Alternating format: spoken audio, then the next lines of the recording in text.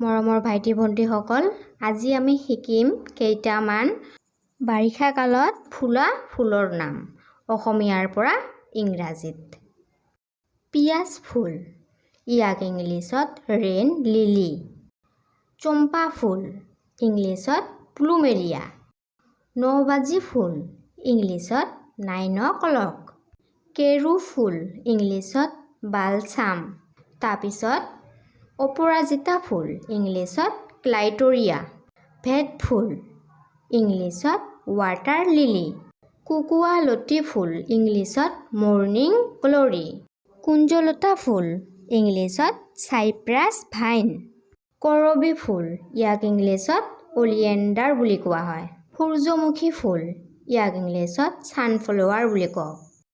আৰু এজাৰ ফুল, ইয়াক ইংলিছত ব্ৰাইট অফ ইণ্ডিয়া বুলি কয়। ভিডিঅ'টো ভাল লাগিলে প্লিজ লাইক, কমেণ্ট, শ্বেয়াৰ কৰিবা আৰু মোৰ চেনেলটো ছাবস্ক্ৰাইব কৰিবা। Thank U.